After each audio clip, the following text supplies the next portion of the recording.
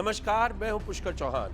भारत और बांग्लादेश के रिश्तों में इस वक्त एक बहुत बड़ा हाई वोल्टेज ड्रामा चल रहा है। एक ऐसी शर्त सामने आ गई है जिसने दोनों देशों के स्ट्रेटेजिक गलियारों में, कॉरिडोर्स में हलचल मचा दी है। ढाका के नए प्रधानमंत्री तारिक रहमान ने साफ साफ कह दिया है कि मैं तब तक भारत की धरती पर कदम नहीं रखूंगा जब तक भारत शेख हसीना को हमारे हवाले नहीं कर देगा।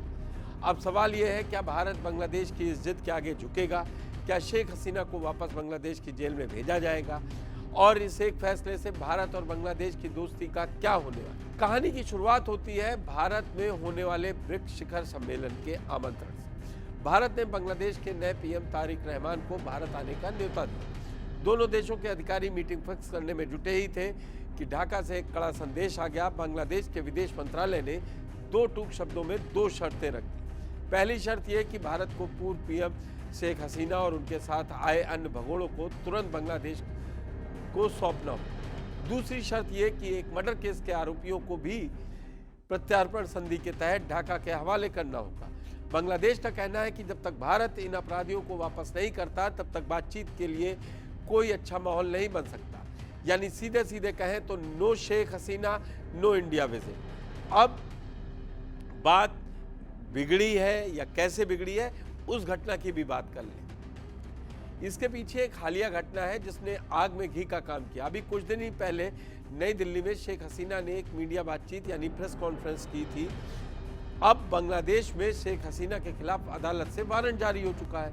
वो वहाँ दोषी है। ऐसे में बांग्लादेश की नई सरकार भड़क गई है। उसका कहना है कि भारत अपनी जमीन का इस्तेमाल शेख हसीना को बयानबाजी करने के लिए कैसे दे सकता है। ढाका के मुताबिक शेख हसीना के इन बयानों ने दोनों देशों के रिश्तों को और खराब कर दिया। तो भारत भी शांत नहीं बैठा है।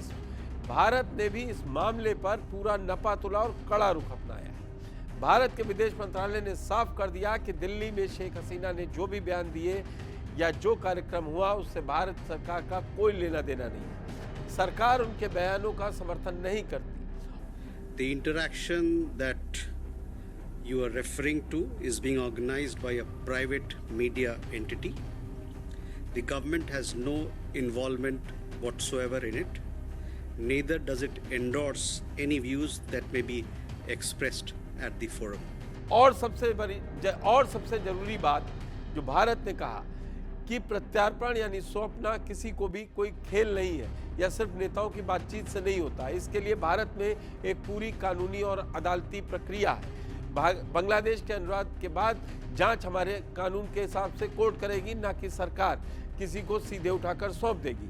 भारत ने साफ संकेत दिए हैं कि वो किसी दबाव में आकर तुरंत कोई फैसला नहीं लेने वाला। यहाँ समझने वाली एक और गहरी बात है। तारिक रहमान ने फरवरी 2026 में बांग्लादेश की कमान संभाली थी। पहले का नियम था, बांग्लादेश का कोई भी नया नेता पीएम बनता था तो वो अपनी पहली विदेश यात्रा पर भारत आता था। लेकिन तारिक रहमान ने इस परंपरा को तोड़ दिया। वो भारत आने के बजाय पहले मलेशिया और चीन के दौरे पर गए। इससे साफ पता चलता है कि बांग्लादेश का नया नेतृत्व अब चीन की तरफ ज़्यादा झुक रहा है और भारत को कड़ा संदेश देना चाह रहा था या भारत को आंखें दिखाना चाह रहा था। लेकिन भारत शेख हसीना को नहीं सौंपता तो बांग्लादेश चीन के करीब जा सकता है, जो भारत की सुरक्षा के लिए एक बड़ी चिंता की बात है। तो कुल मिलाकर बात यह है कि भारत और बांग्लादेश के रिश्ते इस वक्त एक बेहद नाजुक मोड़ पर खड़े हैं। एक तरफ भारत के लिए अपने पुराने कूटनीतिक नियमों और शेख हसीना को दी गई शरण की लाज रखना जरूरी है, तो दूसरी तरफ पड़ोसी देश से रिश्ते बचाना भी अहम है। अब आप लोगों को क्या लगता है, भारत को क्या करना चाहिए? बांग्लादेश की शर्त मानकर शेख हसीना को सौंप देना चाहिए या भारत को अपने स्टैंड पर अड़े रहना चाहिए? आपकी क्या राय है? कमेंट बॉक्स में जरूर लिखें। धन्यवाद। देखते रहें जी मीडिया।